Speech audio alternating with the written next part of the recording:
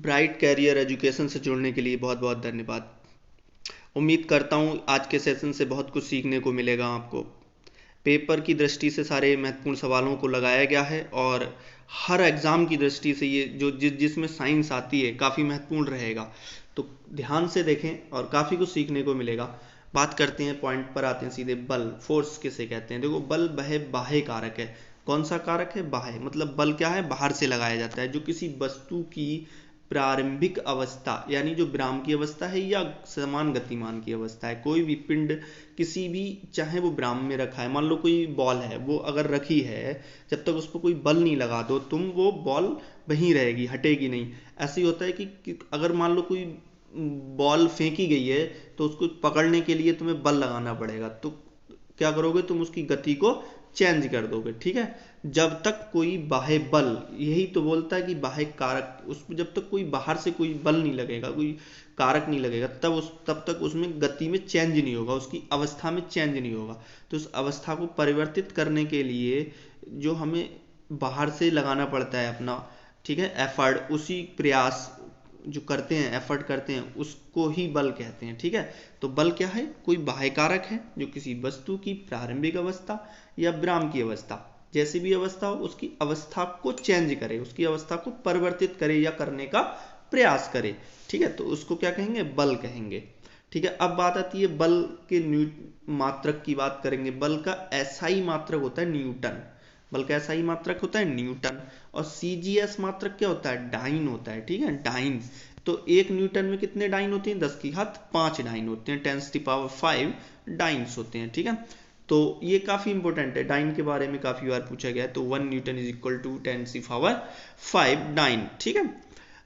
इसके आगे देखो, न्यूटन का सेकंड लॉ है, उससे भी हम फोर्स जो है, बल है, उसकी परिभाषा निकाल सकते हैं। न्यूटन का सेकंड लॉ क्या कहता है? F बराबर एम ए। एफ क्या होता है यहाँ पर? फोर्स। और एम होता है मास होता है, ठीक है, किसका? एन ऑब्जेक्ट का मास होता है, कोई ऑब्जेक्ट मान लें। और ए क्या होता है? उस ऑब्जेक्ट का एक्लेरेशन होता है, ठीक है। तो बल F बराबर एम ए। तो यहाँ पर बल क्या हो जाएगा? किसी भी ऑब्जेक्ट के मास, ठीक है, अगर उसके त्वरण में, एक्लेरेशन में चेंज आ जाए, ठीक है, एक्लेरेशन में चेंज आ जाए, ठीक है, तो उसी को बल कहेंगे, ठीक है। सिंपल, इसके सीधे सीधे इससे निकाल सकते हैं, आ जाता है। अब बल देखो, बल कितने प्रकार के होते हैं? मैं सीधे बलों के प्रकार, बल के देखो नॉर्मली तो वैसे 4 प्रकार ही माने गए हैं, और होने को तो बहुत हैं, बताता हूँ। बाकी जो प्रकार हैं, जो मतलब जो भी बल हैं, वो इन चारों के अंडर आ जाते हैं, ठीक है। वैसे 4 ही हैं। एक होता है ग्रेविटेशनल फोर्स, इसे कहते हैं गुरुत्वाकर्षण बल। विद्युत चुंबकीय फोर्स, ठीक है, इलेक्ट्रोमैग्नेटिक फोर्स। दुर्बल या क्षीण बल, ठीक है, ये दुर्बल बल जो बहुत ही कम होते हैं, इनकी रेंज बहुत कम होती है, इसलिए दुर्बल बोला गया। प्रबल अम्ल की बात करेगी, ये बहुत ही मजबूती से जुड़े होते हैं, इसलिए प्रबल अम्ल में इनको रखा गया है, ठीक है। आ जाओ दोस्तों, आगे कुछ बढ़ते हैं, और काफ़ी बढ़िया बढ़िया चीज़ों को समझा रहा हूँ मैं, और अंत तक बने रहना। वीडियो के अंत तक बने रहने में ये रहेगा कि जो भी चीज़ तुम समझ रहे हो एक बार में ही समझ जाओगे, और अगर एक बार में नहीं समझो दोबारा वीडियो देख लेना, और काफ़ी अच्छी भाषा में समझाऊंगा मैं। जो भी समझ में ना आया, कोई वैसी बात है तो कमेंट में बताएं, ज़रूर बताएं। देखो, पहला आते हैं हम गुरुत्वाकर्षण बल पर आते हैं। गुरुत्वाकर्षण बल देखो क्या होता है? ब्रह्मांड में कि प्रत्येक कण पर दूसरे कण को अपने चारों ओर जो द्रव्यमान है उसके कारण आकर्षित करता है, ठीक है। एक पिंड दूसरे पिंड को, यानी पूरे ब्रह्मांड में एक बॉडी जो है वो दूसरी बॉडी को अपनी ओर आकर्षित करती है, ठीक है, अट्रैक्ट करती है। कोई भी चीज़ है तो उससे, उसमें क्या होता है? वो गुरुत्वाकर्षण बल होता है, ठीक है। किसी 2 कणों के बीच इस प्रकार के आकर्षण को क्या कहते हैं? गुरुत्वाकर्षण बल कहते हैं। अब देखो, गुरुत्वाकर्षण की बात बताऊं मैं, जैसे पृथ्वी है, पृथ्वी हर चीज को अपनी ओर खींचेगी। पृथ्वी एक अपने आप में क्या है? पिंड है, बॉडी है, ठीक है। अब जितनी भी चीजें हैं पृथ्वी पर, जैसे मान लो मानव ही है, तुम ही हो, खुद अपने आप को मान लो तुम एक बॉडी हो, तुमको पृथ्वी अपनी ओर खींचेगी, ठीक है। पृथ्वी को तुम अपनी ओर खींचोगे, एक दूसरे को अट्रैक्ट कर रही चीजें, तो क्या है? ये जुड़ी हुई है। तो किससे जुड़ी हुई है? गुरुत्वाकर्षण बल के कारण ये जुड़ी हुई है, ठीक है। अब जैसे 1 किलोग्राम का कोई पिंड है और 2 पिंड है 1 किलोग्राम के, वो 1 मीटर की दूरी पर है, तो उनको जोड़ने के लिए कौन सा ग्रेविटेशनल फोर्स लगेगा? कितना लगेगा? 6.66 होता है वैसे तो, ये 6.67 मल्टीप्लाई 10⁻⁻11 न्यूटन, इतना बहुत कम होता है ये, ठीक है। अब यहीं पर ये बॉडी बढ़ा दी जाए 1 kg से, बहुत बड़े पृथ्वी जैसे, कितनी बड़ी, बहुत बड़ी पृथ्वी, इसका कितना बहुत वजन होता है, इसलिए जब ये चीज़ें बड़ी हो जाती हैं, ठीक है, तो क्या हो जाता है, इनका फोर्स भी बढ़ जाता है, और यहाँ कम है तो कम की बात करी गई है।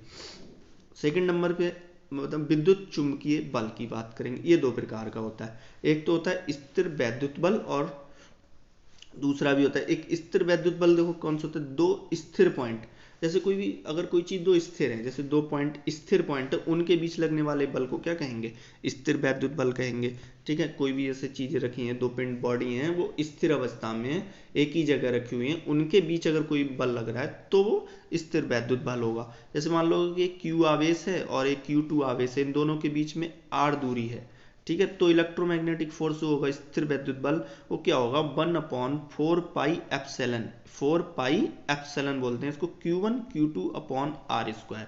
एप्सिलन क्या होता है, यहाँ एप्सिलन होता है माध्यम की विद्युतशीलता, ठीक है, माध्यम की विद्युतशीलता।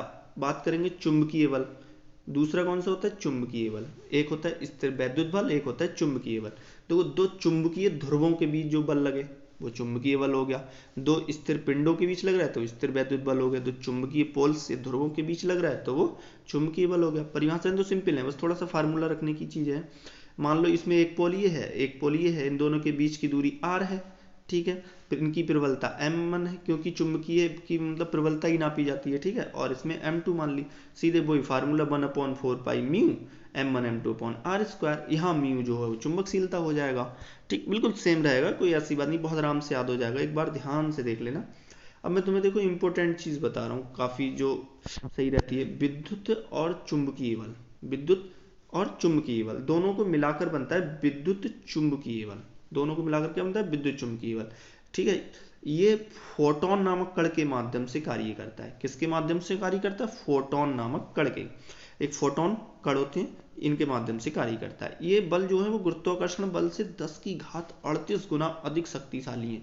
तो गुरुत्वाकर्षण बल से 10 की घात 38 बहुत ज्यादा हो गया ना, तो इतना ज्यादा शक्तिशाली होता है कौन सा बल, विद्युत चुंबकीय बल। कौन सा बल, विद्युत चुंबकीय बल, ठीक है।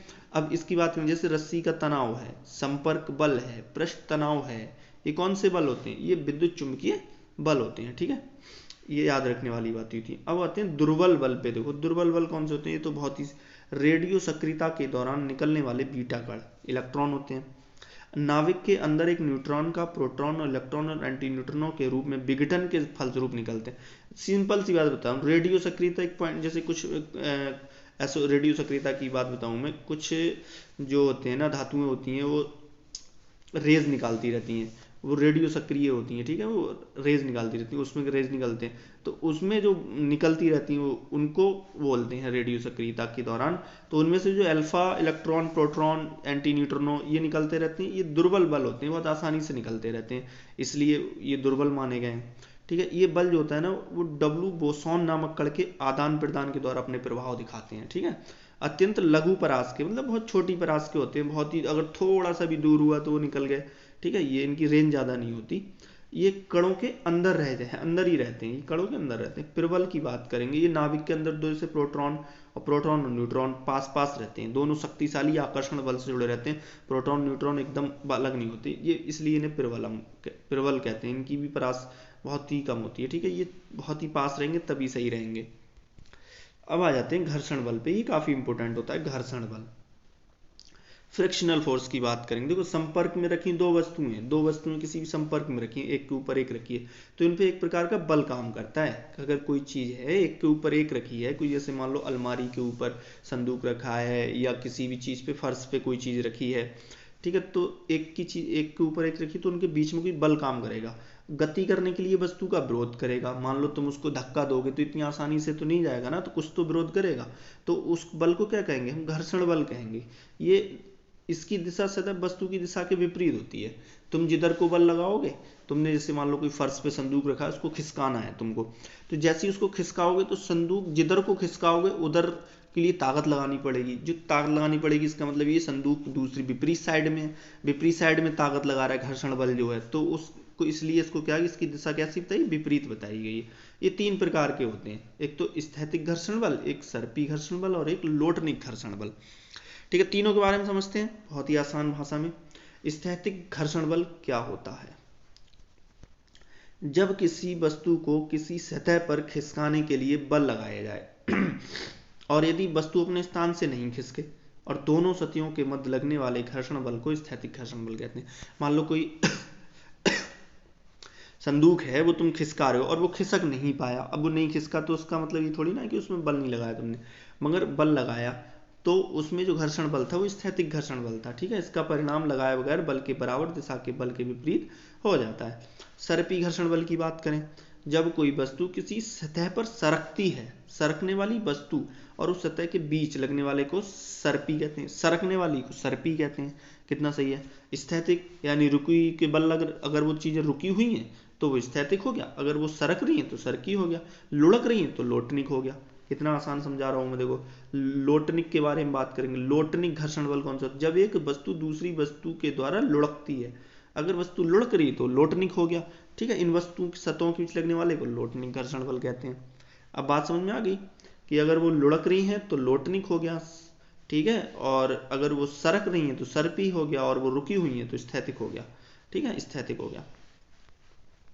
देखो बल की विशेषताएं बताऊं। घर्षण बल की कुछ विशेषताएं भी होती हैं, अच्छी बात भी है। दो सतहों के मध्य लगने वाला घर्षण बल संपर्क क्षेत्र पर निर्भर नहीं करता। मतलब संपर्क क्षेत्र पर निर्भर नहीं करता, केवल सतहों की प्रकृति पर निर्भर करता। तुम्हारा संपर्क जिस पर वो रखी हुई चीजें, वो चाहे कोई भी हो, कैसी भी चीज हो, कोई फर्क नहीं पड़ता। पर फर्क पड़ता है कि उनकी प्रकृति कैसी है। वो चिकने हैं, खुरखरे हैं, खुरदरे हैं, या चिकने हैं या बिल्कुल फ्लैट हैं, कैसे हैं, बस इस पर निर्भर करता है। लोटनिक घर्षण बल का मान सबसे कम होता है, स्थैतिक घर्षण बल का मान सबसे ज्यादा होता है। लोटनिक का मतलब लुढ़क के जा रहा है तो बहुत कम उस पे मतलब सरफेस पे लग रहा है, इसलिए उसका मान कम हो जाता है। स्थैतिक की बात करें, ये बिल्कुल चिपका हुआ है, इसलिए इसका मान अधिक हो जाता है।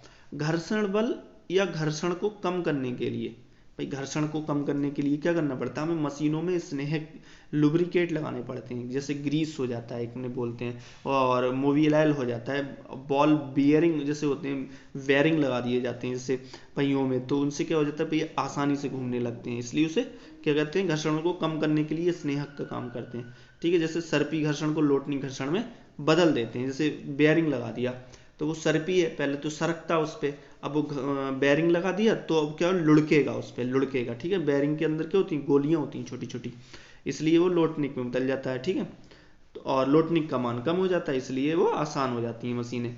ठोस ठोस सतहों के मध्य, मतलब दोनों सतह कितनी है, ठोस है, तो उनके मध्य जो आकर्षण बल लगेगा, और द्रव द्रव सतहों के मध्य उससे कम, और वायु वायु सतहों के मध्य उससे सबसे कम, मतलब ये घर्षण बल लगता है। अगर दोनों सतहें ठोस हैं तब घर्षण बल अधिक लगेगा।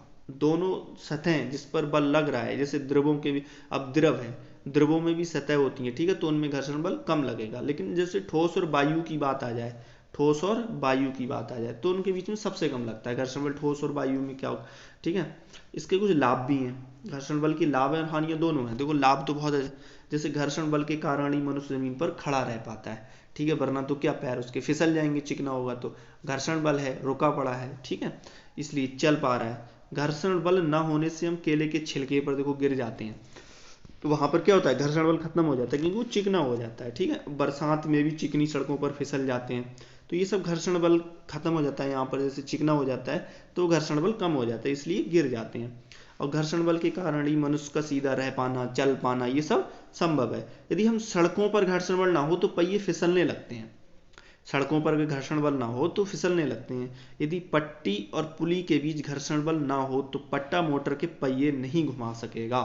ठीक है, पट्टा जो है और पहिया जो लगाते हैं ना, पुली होती है, देखा होगा गांव में जो होती हैं आटा चक्की होती हैं, उनमें देखा होगा तो ऐसे ही होता है, वो पट्टे पर अगर वो चिकना चिकना हो जाए तो पट्टा घूमता रहेगा, पहिया घूमेगा ही नहीं। ठीक है, ये होता है। इसकी हानि भी होती है।